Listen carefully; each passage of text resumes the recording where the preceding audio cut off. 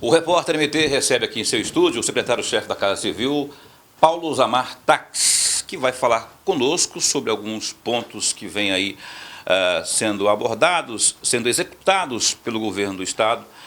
E, primeiramente, secretário, satisfação em recebê-lo aqui no estúdio do repórter MT. Eu peço que o senhor faça, então, um balanço, não é, desses primeiros 6 meses do governo Pedro Tax, que começou com muita dificuldade financeira, talvez ainda esteja com essa dificuldade financeira, mas parece que o governo começou a pôr o bloco na rua e mostrar aí as suas ações iniciais. Tudo bem? Bem-vindo. Tudo bem, Paulo. Eu agradeço o convite para estar aqui no estúdio do Repórter MT. Para mim é uma satisfação, uma honra estar aqui com você. Dificuldade financeira, nós começamos com uma dificuldade muito grande mesmo. Sem dinheiro em caixa, não tínhamos nenhum recurso. Hoje já estamos melhor das pernas um pouquinho. Já estamos conseguindo fazer algumas coisas que nos primeiros 6 meses não era possível. Por exemplo? Vamos dar exemplo. Segurança pública, por exemplo. Nós, quando assumimos o governo, o colete à prova de bala da polícia, nós sabemos que o colete à prova de balas é igual remédio, né? Ele tem data de vencimento.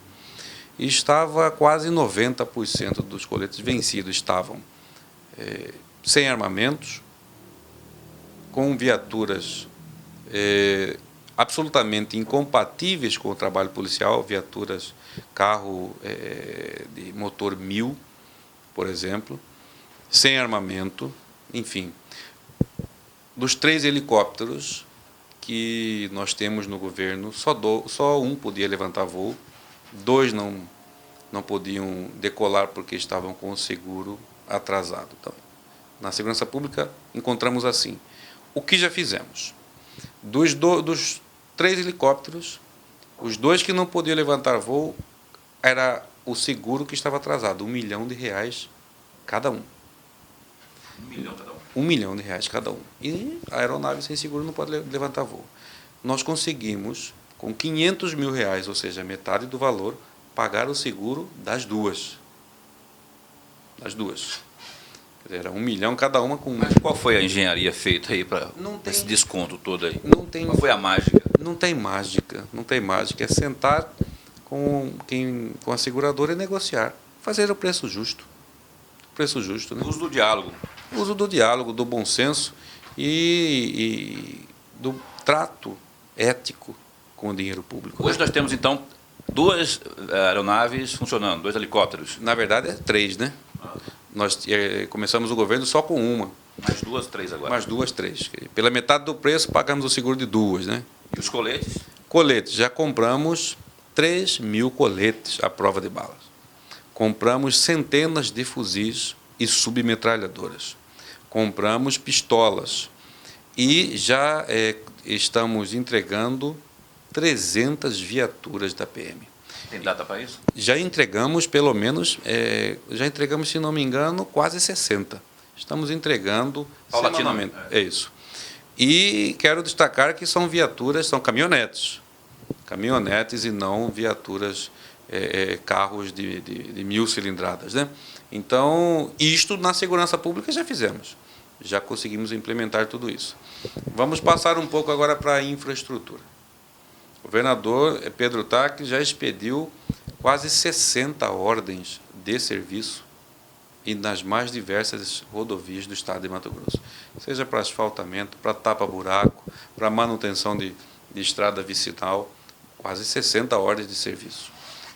Aqui em Cuiabá, começamos o trabalho de licitação para, até o final do ano, duplicar a saída para Chapada e a saída para Guia, ali do Atacadão até a Fundação Bradesco na Chapada e do Atacadão até o Rodoanel na Guia. Então, escola, educação, já iniciamos a construção de 14 escolas em 14 cidades. Reforma de centenas de escolas. Então, saúde, fizemos o repasse, colocamos em dia o repasse dos municípios que estavam atrasados, herança do governo passado. Já começamos a construção, em parceria com a Prefeitura, do novo pronto-socorro, onde o governador Pedro Taques e o nosso governo vai aportar 50 milhões de reais. Então, eu dei aqui, rapidamente, algumas ações que fazem parte do Transforma MT. Transforma MT, que é um planejamento de 3.000 ações até o final do ano. É esse o que prevê no bojo total 3 bi.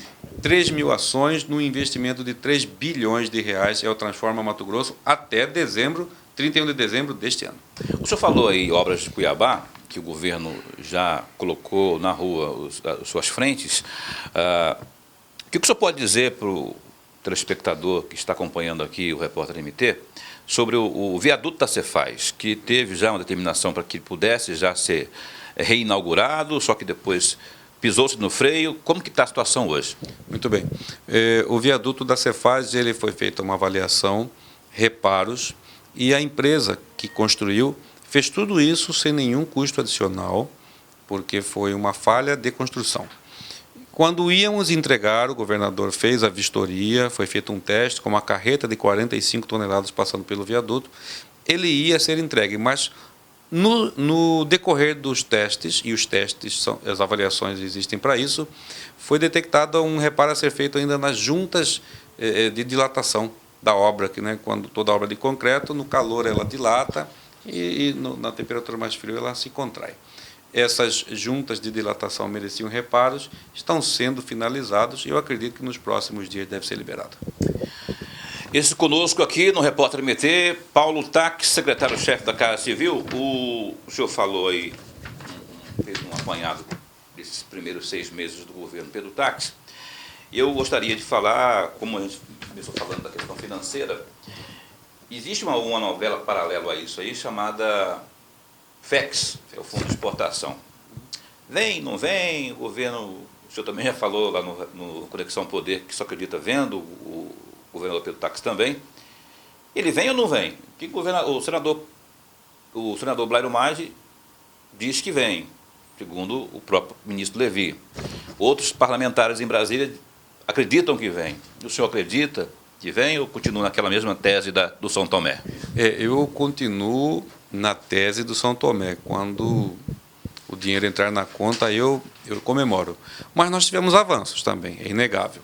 Eu conversei com o líder da bancada em Brasília, deputado Ezequiel Fonseca, e ele me disse que já foi a Casa Civil da Presidência da República, já enviou à Câmara o projeto de lei para parcelar o FEX em 4 vezes.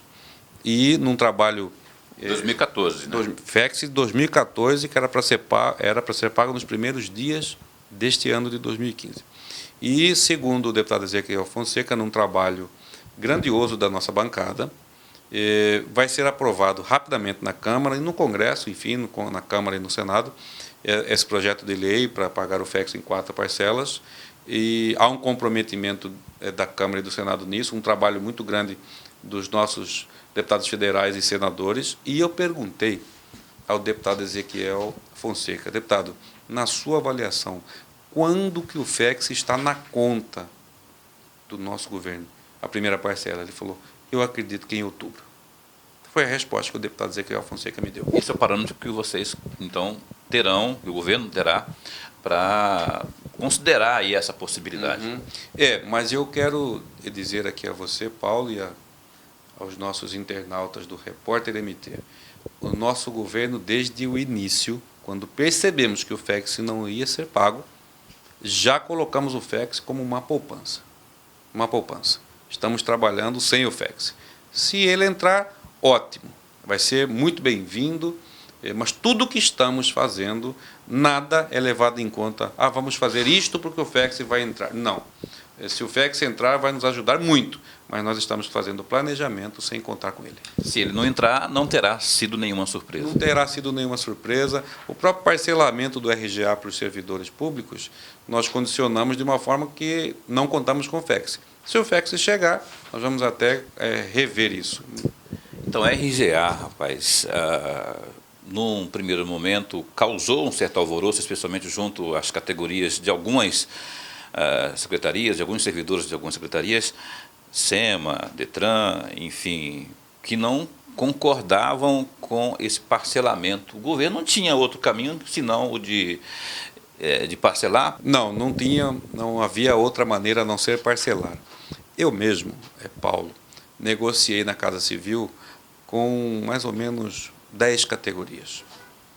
E nós mostramos de uma maneira muito transparente a todas as categorias que o não parcelamento do RGA poderia comprometer o pagamento do próprio salário do servidor. Esse era um ponto. O segundo ponto, o não parcelamento poderia também fazer com que nós incorrêssemos em ultrapassar, em furar a lei de responsabilidade fiscal. Então, com essa transparência, mostrando os números, as categorias todas entenderam. E hoje, nós temos a convicção que fizemos a coisa certa. Por quê? Nós vemos, por exemplo, os estados como Rio Grande do Sul e Goiás, onde o próprio salário do servidor está sendo parcelado. Goiás, por exemplo, só pagou o salário de quem ganha até R$3.000. Rio Grande do Sul já está parcelando em 3 vezes o salário, o que está gerando um caos nesses estados. Então, o tempo mostrou que estamos fazendo a coisa certa.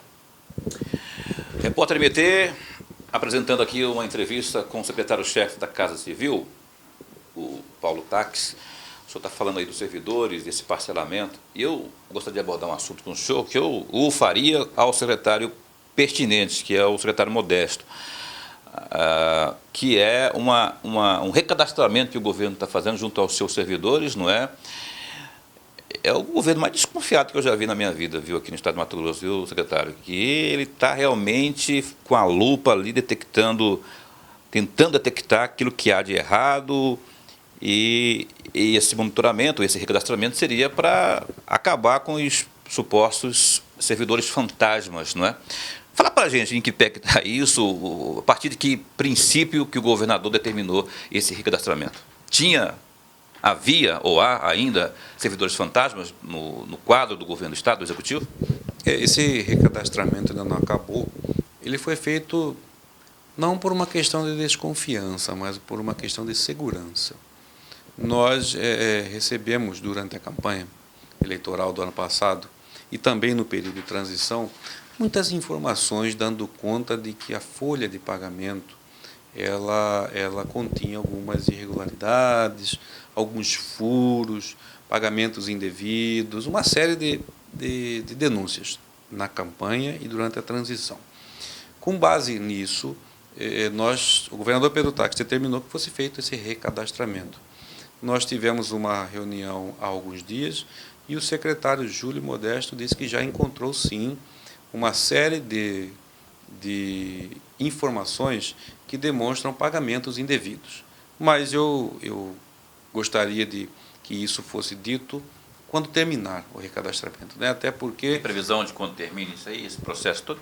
O secretário Júlio Modesto crê que esse trabalho termina dentro deste mês. Eu já tenho uma informação aqui, já foi detectado pelo Júlio Modesto, secretário da pasta, que está à frente desse trabalho, que houve falhas. Quando o senhor fala que houve irregularidades, nós estamos falando de, pelo princípio da minha pergunta, estamos falando de servidores fantasmas, algo que estava sendo pago para alguém que não era o correto, que não era o justo. Que não era devido. Mas existem outras inconsistências na folha de pagamento, por isso que o trabalho está sendo meticuloso e, ao final, nós vamos dar todas as informações. Como que está sendo o relacionamento, por falar em servidores, em inchaço de folha, conduzida a situação do relacionamento do Executivo com os deputados da Assembleia Legislativa no que diz respeito a cargos? Num passado não muito distante, eu não fazia parte do governo, mas, obviamente, lia, sabia, escutava, assistia notícias a respeito disso, que deputados indicavam A, B, C, loteava, na verdade, algumas secretarias. Como que está sendo tratado isso hoje? Eu já ouvi secretários reclamarem de falta de espaço no governo. Perdão, eu já ouvi deputados reclamarem da falta de espaço no governo. Como está sendo levada essa situação? Bom, é claro que todos sabem o que é absolutamente normal deputados indicarem pessoas para compor com o nosso governo, ajudar o governador Pedro Tax a conduzir a máquina pública. Eles têm feito isso já indicaram várias pessoas já foram nomeadas, indicações foram contempladas, ainda faltam algumas indicações, mas isso é tudo uma questão de ajuste, por dois motivos. Primeiro, porque, às vezes, a indicação que um deputado faz de determinada pessoa para determinado cargo não há uma compatibilidade temática, né, entre a pessoa e o cargo. Segundo, porque nós terminamos agora, recentemente, a reforma administrativa, onde cerca de 1.200 cargos foram extintos. Então, nós estávamos também aguardando esse fechamento da reforma para terminar essas nomeações. Agora, se há reclamações, essas reclamações não chegam até mim. E os deputados não me reclamaram de nada. Então, vou ajudar aqui, ou não, vou fazer o oposto aqui, não é? A oposição ali na Assembleia se resume ao quê? 4 deputados, talvez, com ênfase aí a Janaína Riva, do PSD, e uma potência maior, o Zeca Viana, que chamava até 5 dias atrás a atenção por ser do mesmo partido do governador Pedro Táxi. Ele próprio já disse à imprensa que o PDT, a base, a militância do PDT, reclamava da falta de espaço, uma coisa que havia sido conversada na campanha, que ajudaria a governar quem o ajudasse, tivesse ajudado a ganhar a eleição. O PDT, por exemplo, seria um desses partidos. Nós temos várias indicações em que contemplamos lideranças do PDT do Estado inteiro. No nosso governo, o PDT foi, sim, contemplado.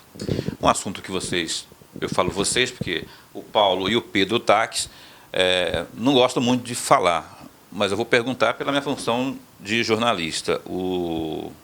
A relação com o Zeca Viana, antes, né, ainda considerando PDT, deputado que criticava e continua criticando, e são críticas ácidas, não é, ao governo. O que dizer do ponto de vista institucional em relação ao Zeca Viana e estendendo também aos demais deputados da oposição? O deputado Zeca Viana é mais um dos 24 deputados que compõem a Assembleia. Ele tem o seu papel constitucional e sobre as atuações, as manifestações e suas críticas nós não vamos comentar.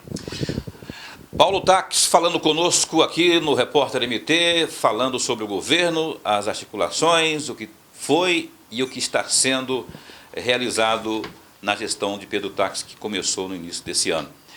A reforma tributária é outro assunto que eu faço questão de abordar com o senhor aqui.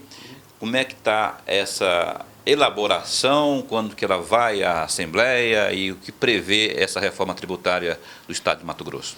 Nós ainda estamos ouvindo os mais diversos setores sobre a reforma tributária. Agora mesmo eu estou agendando para os próximos dias um encontro do CDL e sua diretoria com o secretário de Fazenda, Paulo Brustolin, o secretário de Planejamento, Marco Marrafon, para que possamos lá na Casa Civil debater a reforma tributária. O secretário também, Ceneri Paludo, participará. Vamos ouvir o CDL.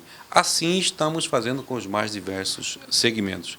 A reforma tributária é uma reforma que tem que ser muito bem elaborada, pensada, como foi, inclusive, a reforma administrativa, porque ela atinge diretamente o Estado inteiro.